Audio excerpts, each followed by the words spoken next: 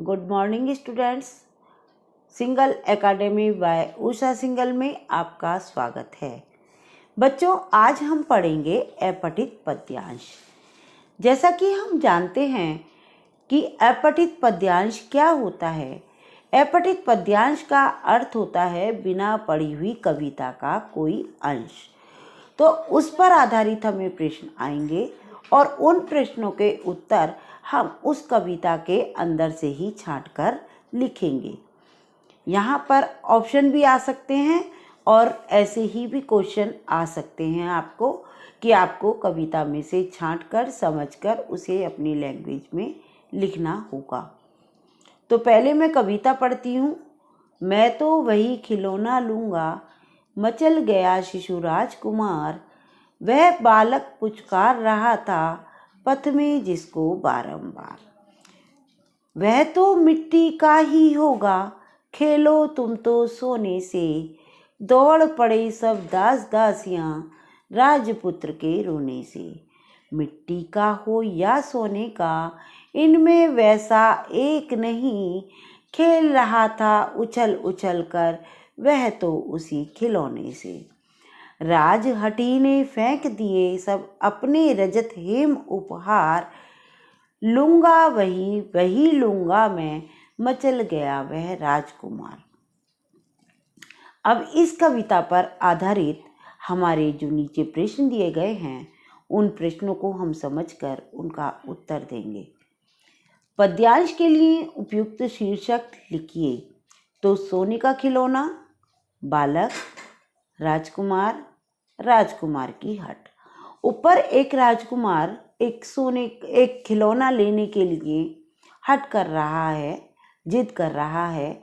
तो इसका आंसर ना सोने का खिलौना हुआ, ना बालक हुआ, ना राजकुमार, बल्कि इसका आंसर जो सटीक आंसर है राजकुमार की हट।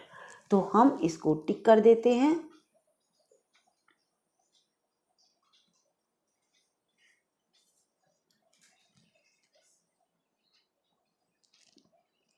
सेकंड क्वेश्चन हम पढ़ेंगे। राजकुमार कौन सा खिलौना लेने की हट कर रहा था? सोने का, मिट्टी का, चांदी का, पत्थर का। तो जो खिलौना लेने की बच्चा हट कर रहा था वो किस चीज़ से बना हुआ था? ऊपर देखते हैं हम, वह तो मिट्टी का ही होगा, है ना। तो मिट्टी के खिलौने की लेने की बच्चा जिद कर रहा है। तो हमारा ये ऑप्शन आता है सेकंड ऑप्शन। तो हम सेकंड ऑप्शन को टिक कर देंगे। थर्ड क्वेश्चन है, दास दासियों ने बालक को किस खिलौने से खेलने के लिए कहा? सोने के, मिट्टी के, चांदी के या शीशे के? जो दास दासियां थीं उन्होंने किस प्रकार के खिलौने से बच्चे को खेलने को कहा था?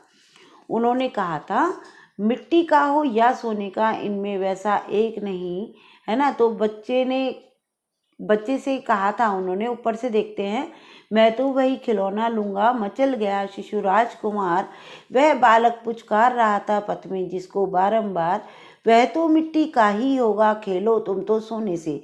तो यहाँ पर दास दासियां राजकुमार से सोने के खिलौने से खेलने की बात कर रही हैं। तो हम सोने का खिलौना देखते हैं कि कौन सा आंसर है।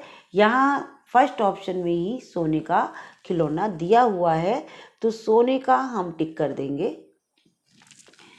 नेक्स्ट क्वेश्चन है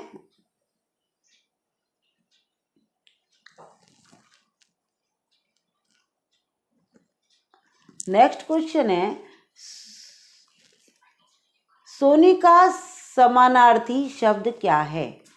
रजत, हेम, मुक्ता, कांस्य। तो हम सभी जानते हैं रजत मीन्स होती है चांदी और हेम मीन्स होता है सोना।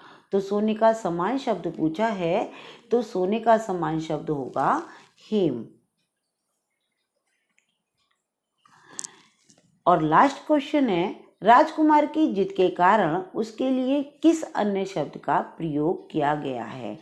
बालहटी, शिशु, राजहटी या योगहटी? अब इसे हम कविता में देखते हैं कि क्या है। राजहटी ने फेंक दिए सब अपने रजत हेम उपहार। राजहटी यहाँ पर प्रयोग किया गया है राजकुमारी की जीत के लिए। तो इसमें ऑप्शन कहाँ आ रहा है? बालहटी, शिशु, राजहटी और योगहटी। यहाँ थर्ड पर ऑप्शन है तो हम इसे टिक कर देंगे। तो इस प्रकार से हमारे आंसर हुए। पहले क्वेश्चन का आंसर पद्यांश के लिए उपयुक्त शीर्षक राजकुमार की हट। दूसरे का राजकुमार कौन सा खिलौना लेने की हट कर रहा था? मिट्टी का कर रहा था। तीसरा, दास दासियों ने बालक को किस खिलौने से खेलने के लिए कहा? सोने के खिलौने से कहा था दास दासियों ने खेलने के लिए। सोने का समानार्थी शब्द क्या है? हेम। और राजकुमार की जिद के कारण उसके लिए किस अन्य शब्द का प्रयोग किया गया है? राजहटी। तो बच्चों, ये आपको अपठित पद्यांश करना आ गया होगा। आशा है कि आप भविष्य में अच्छे से अपठित पद्यांश कर पाएंगे। अगर आपको मेरा वीडियो पसंद आता है तो आप लाइक करें, शेयर करें और सब्सक्राइब अवश्य करें, ताकि आप मेरी आने वाली सभी वीडियो को सबसे पहले पा सकें। धन्यवाद।